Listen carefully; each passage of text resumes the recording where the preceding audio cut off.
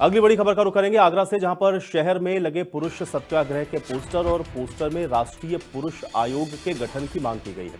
पुरुष आत्महत्याओं को रोकने के लिए ये पोस्टर लगाए गए हैं, जिसमें जेंडर नेचुरल कानून लागू करने की मांग की गई है। महिला कानून के दुरुपयोग पे अंकुश हो, और आगरा के मुख्य बाजार में इस तरह के पोस्टर हैं जो कि चस्पा किए गए हैं। तो जेंडर नेचुरल कानून लगाए जाने की मांग की जा रही है और आगरा में अलग अलग बाजार में अलग अलग जगहों पर इस तरह के पोस्टर चस्पा किए गए हैं। तो आगरा से ये बड़ी खबर है। तो शहर में पुरुष सत्याग्रह के ये पोस्टर हैं, आप देख सकते हैं। और दिल्ली चलो इसमें आह्वान किया जा रहा है। राष्ट्रीय पुरुष आयोग के गठन की मांग की जा रही है और पुरुष आत्महत्याओं को रोकने के लिए इस प्रकार के जो पोस्टर हैं उनको लगाया गया है। जेंडर नेचुरल कानून लागू करने की मांग इन पोस्टर्स में की गई है और शहर के अलग अलग बाजारों में ये पोस्टर चस्पा किए गए हैं।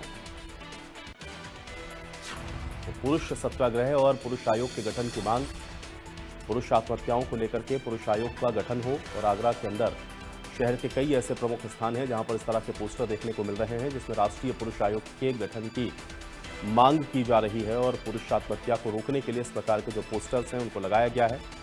और इसमें जेंडर नेचुरल कानून लागू करने की मांग की गई है। आगरा के मुख्य बाजार हैं जहां पर ये पोस्टर चस्पा किए गए हैं।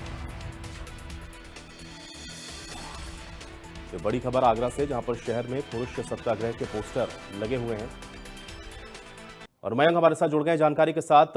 मयंक, आगरा शहर के अंदर हम लोग देख रहे हैं कि पुरुष आयोग के गठन की मांग को लेकर के पोस्टर चस्पा किए गए हैं, क्या जानकारी है?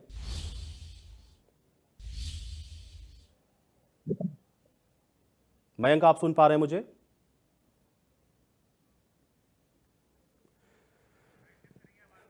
तो पोस्टर में राष्ट्रीय पुरुष आयोग के गठन की मांग की गई है और राष्ट्रीय पुरुष आयोग का गठन हो, कानूनों के दुरुपयोग और झूठे मुकदमे बंद हो।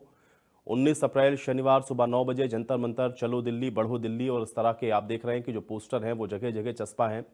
पुरुष सत्याग्रह इसको नाम दिया गया है और इसमें जो पुरुष आत्महत्या हो रही है उसको रोकने के लिए इस तरह के जो पोस्टर्स हैं उनको चस्पा किया गया है। राष्ट्रीय पुरुष आयोग के गठन की मांग, तो पोस्टर में राष्ट्रीय पुरुष आयोग के गठन की मांग की गई है। राष्ट्रीय पुरुष आयोग बनाया जाए, चलो दिल्ली बढ़ो दिल्ली। और पोस्टर में आपको बता दें कि पुरुष आयोग गठित हो, पुरुष जो आत्महत्या कर रहे हैं उसको लेकर के ये पोस्टर शहर के अलग अलग जगहों पर, अलग अलग बाजारों में आप देख रहे हैं कि लगे हुए हैं। और इसमें लोगों से आह्वान किया जा रहा है कि दिल्ली चले और पुरुष आयोग के गठन की मांग की जाए।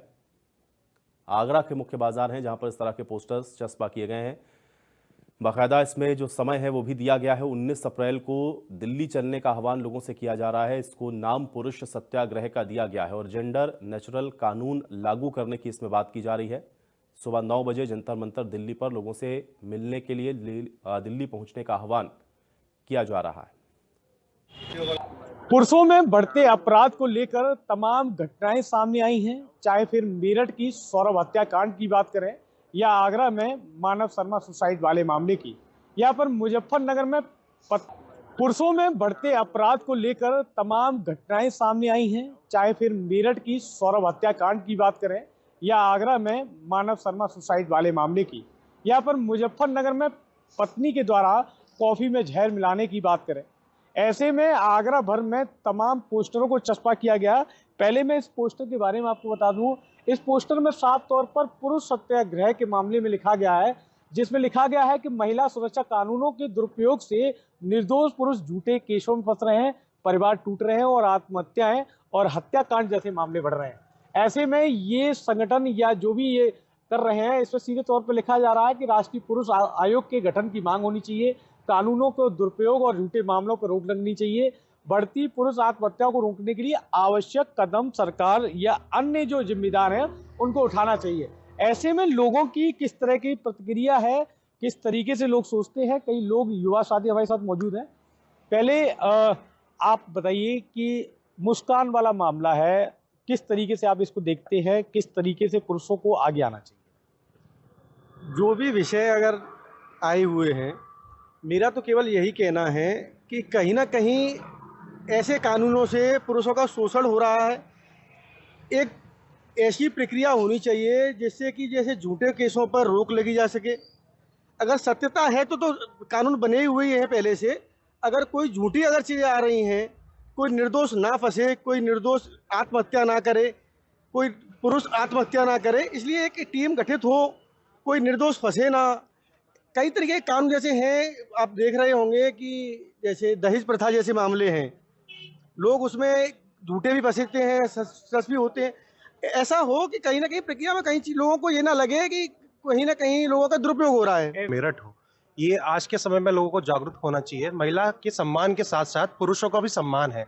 ये हमारा देश लोकतांत्रिक देश है जो कि संविधान से चलता है। अगर महिला का सम्मान हमारे लिए सर्वोपरि है तो पुरुषों का और हम जैसे लोगों का भी सम्मान आवश्यक है। इन आवश्यक के साथ हमें देखना चाहिए कि सबका सम्मान बराबर हो। इसके लिए हम सभी लोग एक साथ इकट्ठे होकर मांग करेंगे सरकार से कि राष्ट्रीय पुरुष आयोग का भी गठन हो। जैसे महिला आयोग का गठन है, ऐसी राष्ट्रीय पुरुष का आयोग का गठन भी हो। महिलाएं थाने में जाती हैं, झूठी शिकायतें करा देती हैं, ऐसे में पुलिस को जांच न करते हुए सीधा मुकदमा लिख दिया जाता है, एक पूरा का पूरा परिवार टूट जाता है। इसी के लिए मैंने आपसे कहा कि प्रशासन को और सरकार को इस महत्वपूर्ण विषय में सोचने की आवश्यकता है और हम सोचेंगे, ऊपर बात रखेंगे कि पुरुषों के साथ अन्याय ना हो, जो सही है वही काम किया जाए। प्रशासन और सरकार के माध्यम से एक ऊपर उच्च लोग जो अधिकारी हैं उन लोगों से वार्ता की जाएगी इस विषय के बारे में। आज के समय में ये घटनाएं बढ़ती चली जा रही हैं, आप सभी लोगों के संज्ञान में है।